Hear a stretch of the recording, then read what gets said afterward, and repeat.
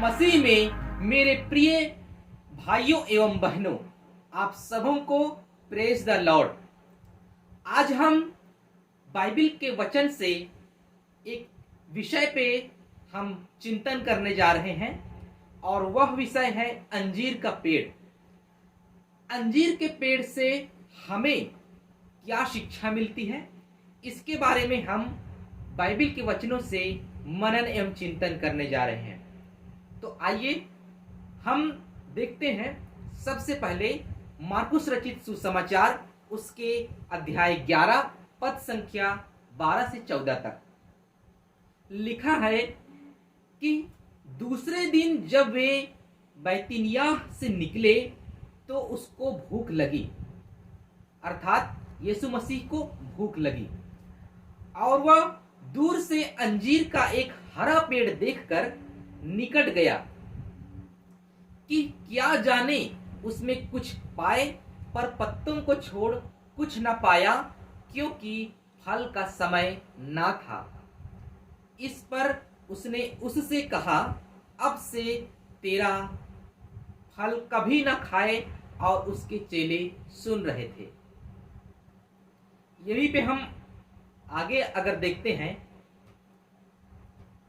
तो मार्कुस रचित सुसमाचार में ही अध्याय 11 उसके पद संख्या 20 से 21, फिर भोर को जब वे उधर से जाते थे तो उन्होंने उस अंजीर के पेड़ को जड़ तक सूखा हुआ देखा।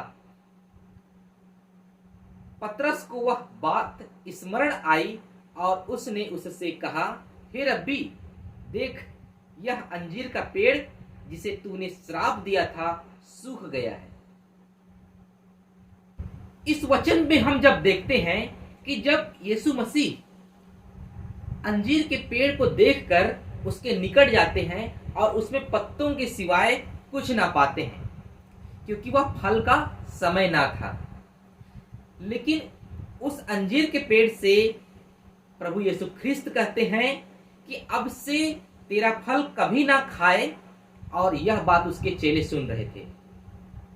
और उसके कुछ दिन बाद जब पतरस ने देखा कि जो अंजीर का पेड़ था वह सूख गया है, तो वह बात उनको याद आई। इस प्रकार हमारे जीवन में भी कई बार परमेश्वर हमसे कई प्रकार की उम्मीद रखते हैं।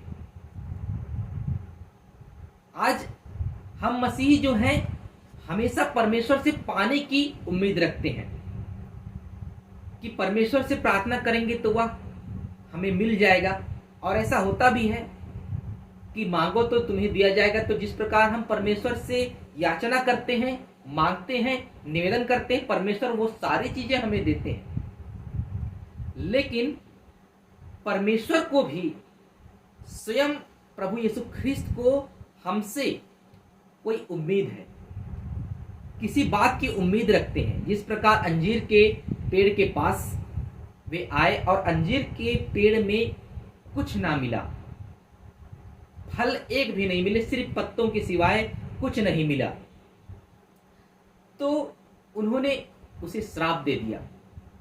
अब कई बार जब आज हमारे जीवन में परमेश्वर जब देखते हैं और वो जब उम्मीद करते हैं हमसे कि परमेश्वर के राज्य के लिए हम क्या कर रहे हैं, परमेश्वर के राज्य विस्तार के लिए, परमेश्वर के सुसमाचार विस्तार के लिए हम क्या कर रहे हैं, तो जब वे कुछ नहीं पाते हैं तो इस प्रकार की कठिनाइयां हमारे जीवन में आती हैं और हम यह सोचते हैं कि हाय, हमने कितनी प्रार्थना करी लेकिन फिर भी यह कठिनाई क्यों। इस वचन को, इसको समझने के लिए हम थोड़े से और गहराई की ओर जाएंगे। मैं आपको ले चलता हूं उत्पत्ति की किताब में।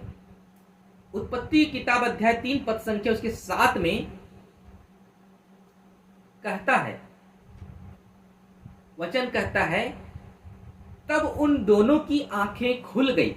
उन दोनों अर्थात आदम और हव्वा, और उनको मालूम हुआ कि वे नंगे हैं, सो उन्होंने अंजीर के पत्ते जोड़ जोड़कर लंगोट बना लिए।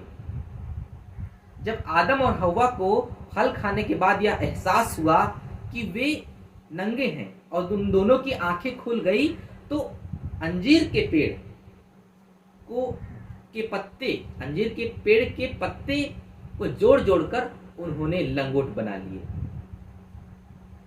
यहाँ पे अगर आप गहराई से अगर मनन चिंतन करते हैं, यहाँ पे आप गहराई से सोचते हैं, तो पहला आदम तो आदम ही था, लेकिन दूसरा आदम यहाँ पे हमें संत पौलुस बताते हैं कि दूसरा आदम प्रभु यीशु ख्रिस्त है, जिनके द्वारा हमारा उद्धार हुआ।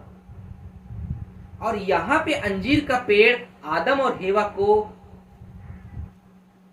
पत्ते दे रहे हैं, लेकिन असली आदम जिसने मुक्ति प्रदान करी, जिसने संसार का उद्धार किया, उसको वह फल नहीं दे रहा है। उसी प्रकार हमारे जीवन से कई बार फल नहीं पाया जाता है, और इस कारण से हमारी विभिन्न प्रकार की जो याचनाएं रहती हैं, विभिन्न प्रकार की जो परमेश्वर से हमारी उम्मीदें रहती हैं, वह कभी कभी हम उस उम्मीदों पे खरा नहीं उतर पाते। इस भाग का सेकेंड पार्ट 2 आपके पास नेक्स्ट वीडियो में आएगा। अब तक के लिए इतना ही। पुनः आप सबों को मैं प्रेज द लॉर्ड कहता हूँ और मसीही अभिवादन करता हूँ।